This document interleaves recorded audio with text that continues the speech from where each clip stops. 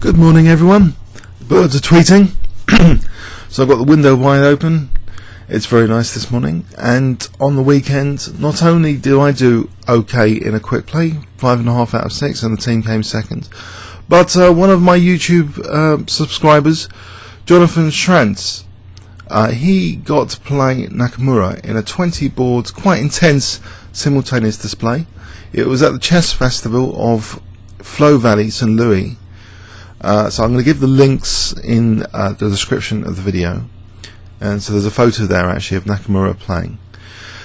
Jonathan basically writes, the way the event worked was that you had to make a move as soon as Naka appeared at your board, no passing or waiting to move. So that's pretty strict. That's how I was playing Nigel Short. There was no option to pass, and so Jonathan writes that gave him 30 to 60 seconds per move, but as people dropped out, it came faster and faster, and it felt like a real blitz game. He played white in all games. Jonathan says he took my advice and ignored names and numbers. He says he doesn't let numbers scare him, and he treated Naka like any other opponent. So he became surprisingly calm, didn't feel excited or anxious, even when he was winning. He was focused on the game. But he was on the first board, so most of the spectators were only able to see his game, and when he offered a draw and Naka accepted due to perpetual check, they went nuts, clapping and cheering. So congratulations, Jonathan. And Jonathan writes some very nice things, how the impact of the YouTube channel may have helped his game, but Let's save those for later at the conclusion of the video. Okay, so let's see the game. E4 by Naka, and Jonathan plays knight f6, highly provocative. Alekhine defends. So Naka accepts the challenge. He attacks the knight, and now c4, all in, creating a potentially dangerous vacuum in the white position. But on the other hand, this dangerous pawn, is giving white a ready-made kingside attack. No defensive knight for h7, for example. c5. Have we gone into a Naka's pet line against the Alekhine? This is very forcing. Not too many options here. Knight d5, and now knight c3. Okay. Perhaps Jonathan wisely accepted the dynamism afforded by double pawns here by playing e6, so he's inviting Naka to play knight d5. So I'm glad that one of my subscribers is playing, dynamically.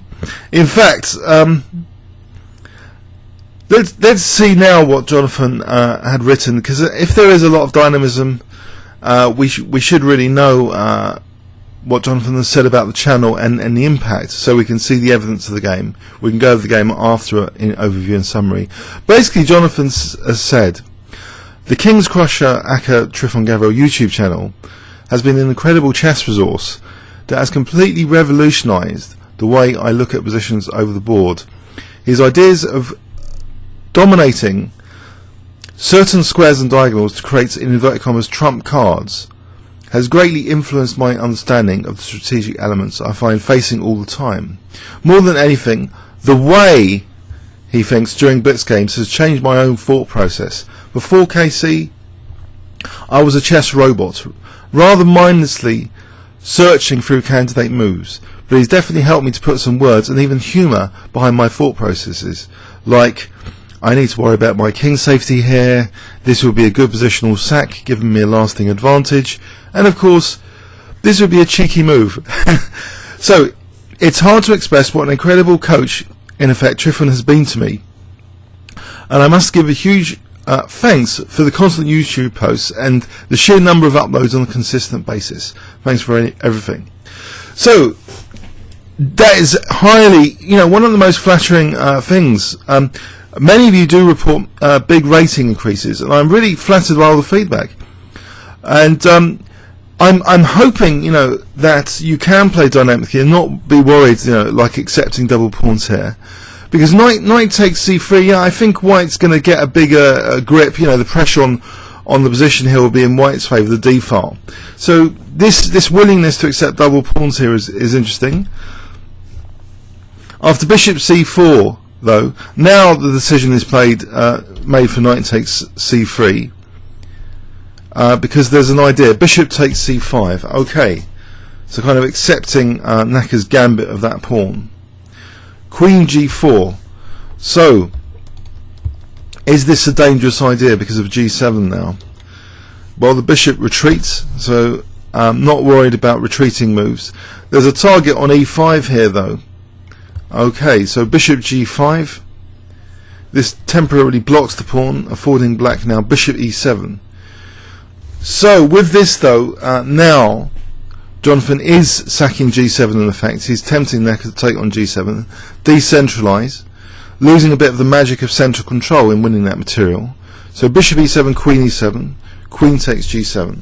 Also, of course, offering the h7 pawn. So rook f8.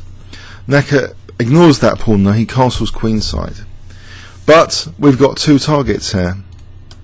And also taking, that would have loosened control of e5 for this next move. Queen c5, double attacking these guys, tying down the queen a bit. It's not so pleasant, not so easy now. The Alekhines kind of worked a little bit. There's also f2 as well, a bit vulnerable.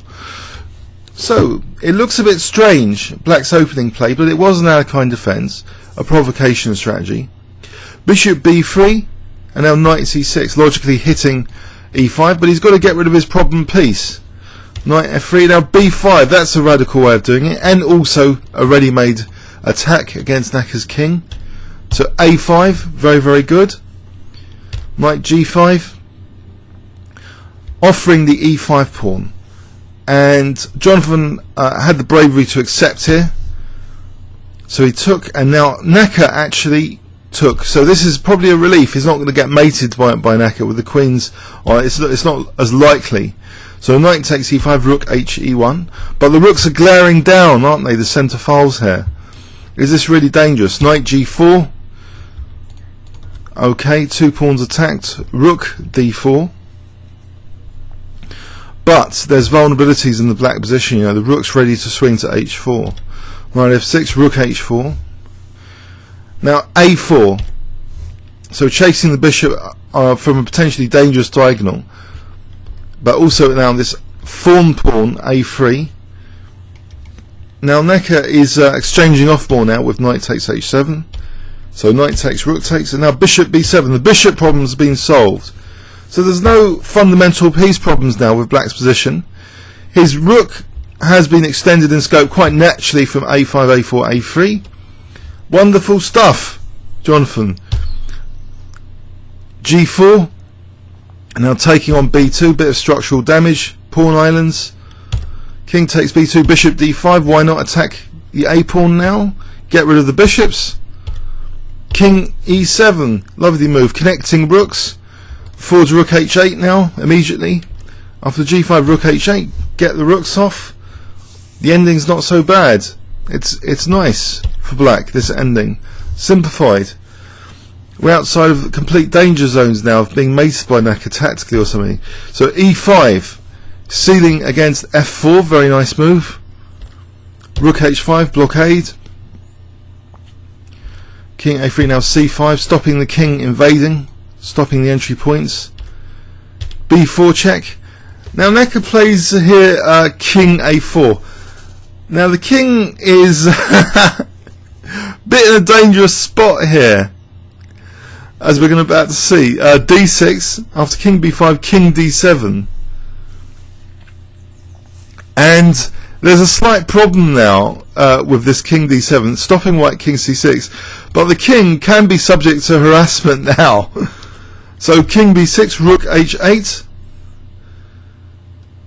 h5, check, king c7, and this is basically essentially forcing a draw at minimum. So check, check, rook b, king b7 with a potential, for a draw now with rook a6 and b6. So a draw was agreed here. Now Jonathan said he was winning at one point. Let's just switch an engine on in those last few moves. Was there a win here? So I'm looking at the evaluation for anything interesting. So black was better here by 0.35 according to Houdini engine. Check, King d7. Can't see anything in these moves at the moment. This looks like just dead draw territory, 0-0-0. But earlier it seems... Okay, let's go back a little bit earlier. White apparently was a little bit better here. Not too much better. Just 0.5, 0.6. So here I think the preferred move, the engine was giving bishop d3. Not sure what the full idea of that is. And now, you know, the advantage is less than 0.5 throughout this game. Oh, whoa, whoa, whoa, what's happened here? Knight g5 with 1.72 advantage. So after queen takes. So Necker played queen takes e5 here, but apparently queen h6 with 1.59 advantage. So the idea must be, so knight h7 to f6 as being very dangerous. That's very interesting. So if rook g8, knight takes h7. So if rook g6 here, there's queen f8, mate. If queen g7, then check and win the exchange. Knight takes g8, winning the exchange, protecting the queen. Okay, so Necker missed an opportunity here, it seems, to play queen h6 according to Houdini. And now it was like equal, virtually equal. Now, in fact, here now, after bishop b7, black would have been better, but this is better for black now, apparently. Now slightly better for white. Some small fluctuations in evaluation.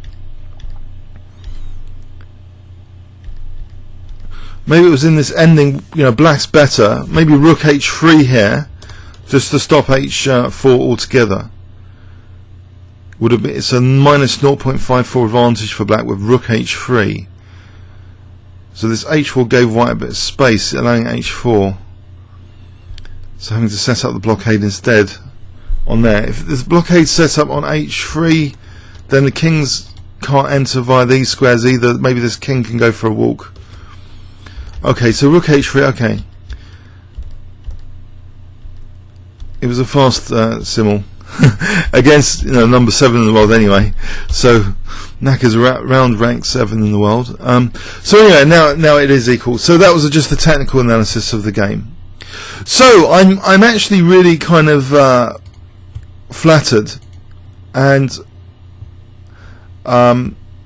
pleased that one of you guys have drawn with Nakamura, even in the Simul. It's fantastic. It sounded like a very intense 20 board Simul with increasing pressure, the speed of about 30 seconds a move or less, decreasing as people were knocked out. So let's just look again. So Alekhine defense, provocation strategy. So c5 is a bit loose here though. g7 was offered up here, so it decentralizes white a little bit. Rook f8, h7 is also offered, but the thing is there's targets now, the c4 at e5 to queen c5. So there's also queen g5 checks if needed. That might be good as well to consider if queen h7. But queen c5. So we saw knight c6, b5. So even though black's development looked awkward superficially here, this stretching out of the rook and putting the bishop on diagonal is all logical stuff to remove, you know, make sure the pieces are not spectators. But Necker might have missed an opportunity here. With queen h6. Okay, so that could have been dangerous, but now it's fine again, absolutely fine, brilliant. So the rook's connected, missed opportunity for rook h3, but other than that, great. And then this locking the white king in to force a draw. So none of this winning by technique, which you usually get in Simuls in an end game when the master's got zaps out most of the people in the Simul. So congratulations again, Jonathan. And if any of you other guys have major achievements and want to give me an unsolicited testimonial of how wonderful the YouTube channel is, please, you know, just email me. Okay, thanks very much. Comments or questions on YouTube. Cheers.